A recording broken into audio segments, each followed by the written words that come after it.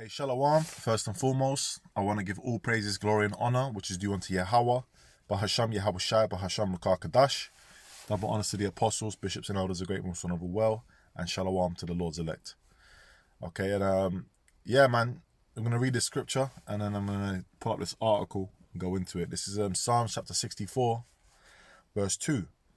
Hide me from the secret counsel of the wicked, from the insurrection of the workers of iniquity.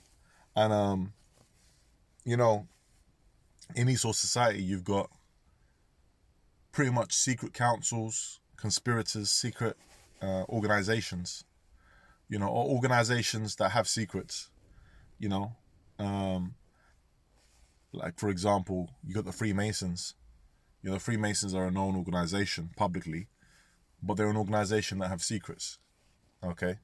You have organizations like the Illuminated ones, or the Illuminati, or however you want to call them, okay, where that's still considered a conspiracy, okay? That's not publicly out there, although we know that it to be true, and they're constantly sowing wickedness. They're constantly hatching up plans and on fulfilling their agenda, which is their New World Order agenda. That's what they want to do on the earth, okay? They want to establish a one world government, a New World Order, with all currency, everything, all identification, everything on a microchip that's implanted into the people, and complete control over the people, and to basically be as like gods. That's what they want to be, okay? Now, I went into that to bring out this article, right? Now, this is an international, the news. It says Australia refinery fire worsens fuel supply crunch amid ongoing global energy crisis. And as soon as I read this, what I was thinking about when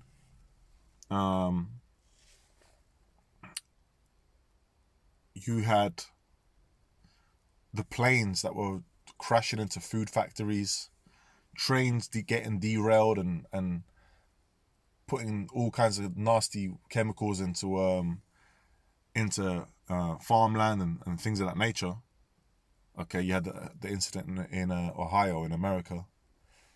And I was reading this and I was thinking, here it is. There's basically going to be an oil crisis. Okay, it's ramping up because of the conflict over there in Iran, with the Strait of Hormuz being closed to certain entities, certain countries, and so on and so forth.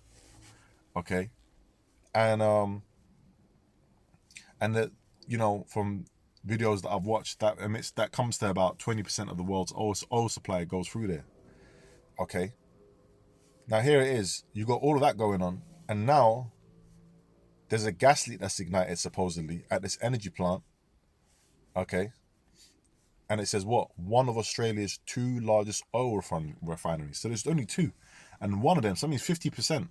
There's been a fire at the oil refinery, man. Okay. So that's going to deepen the crisis over there in Australia. And Australia, I remember during the C-19, they were going, the police force and all that, they were going crazy on the people that lived over there. The people that live over there, you got Edomites and, Japhites and Jake and all sorts, okay?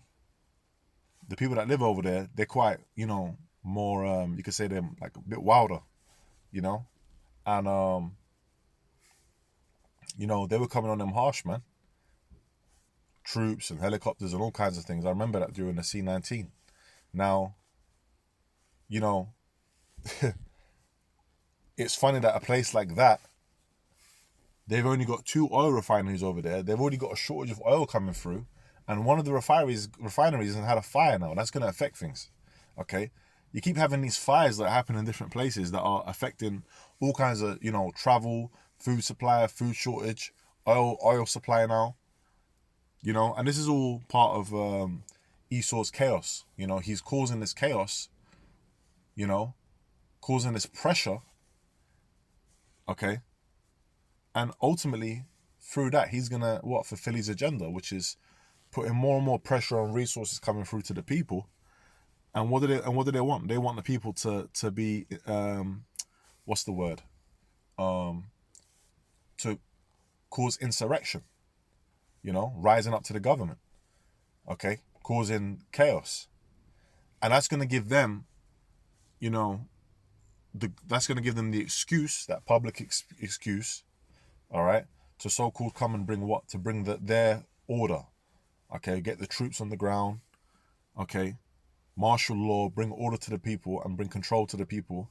And that lies in straight up with that chip, okay, that microchip implant, okay. And there's multiple things happening at once. You got all kinds of so-called immigration crises around. You got wars displacing people. You got oil crisis. You got food crisis. You got food fertilizer crisis, which is causing part of the food crisis. So there's a lot going on, okay, globally, and it's all part of Esau's agenda. All right.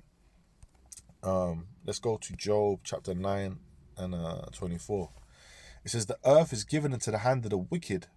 He covereth the faces of the judges thereof, if not where and who is he? So the earth, the control of the earth has been given to the wicked. Who's the wicked? Let's quickly get that in Malachi, right?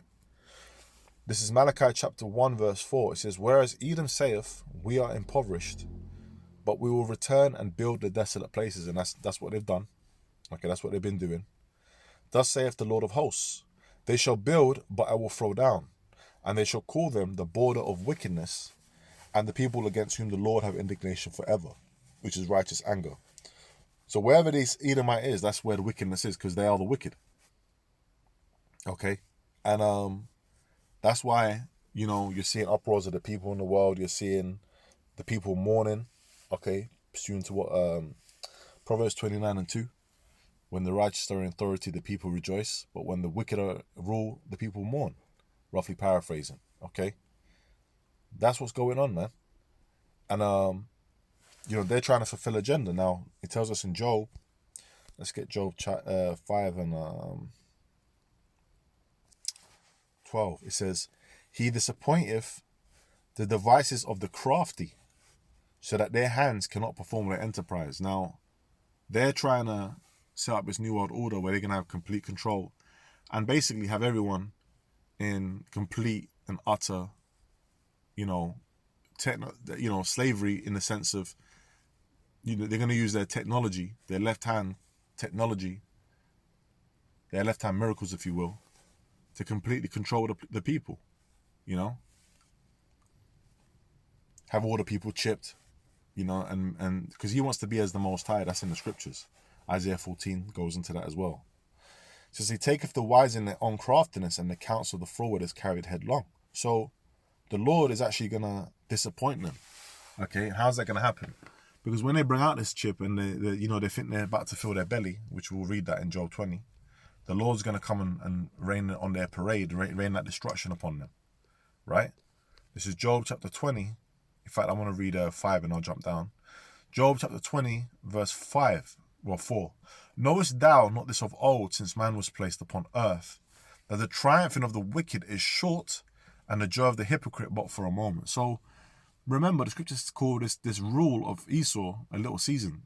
Okay, they've been pretty much coming up into power since the 1400s, the 14th century. They've been coming up into power through the Borgias and the Pope, the papacy, and eventually you have the different families that start to rise up around Europe, and the Rothschild family being a big one out of Germany, okay, and then you had what was his name, man?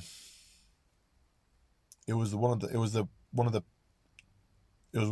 the Rothschild family members that had 5 sons, okay, and he sent them out around different places around Europe.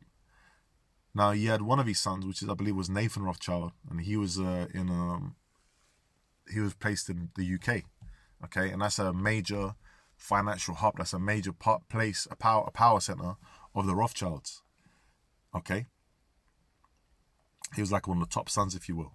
Now, and that's all about them coming up into power. Now, this is really, in the grand scheme of things, this is really a short moment that he's having, a little season that he's ruling, okay?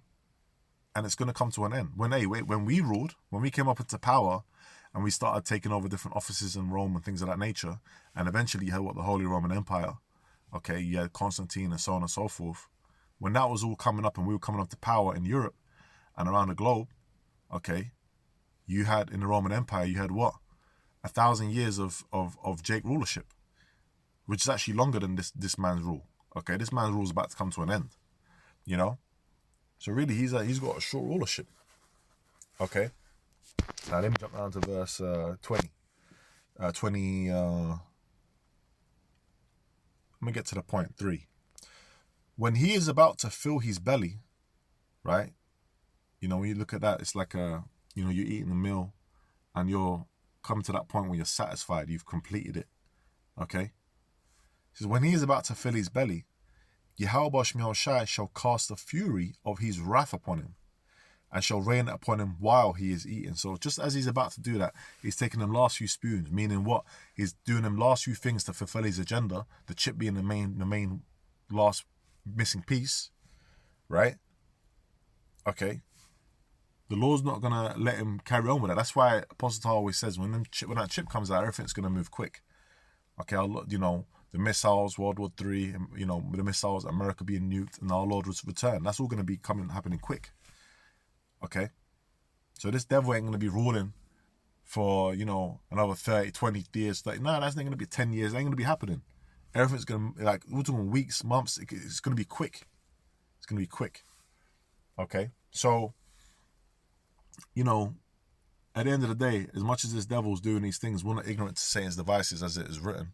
All right? And we're going to keep watching and keep praying and keep reporting these things. Okay? We're like a righteous weatherman, if you will. Okay? So, hey, Lord, and this was an edifying lesson. With that, man, I'm going to say shalom. Shalom to the Lord's elect.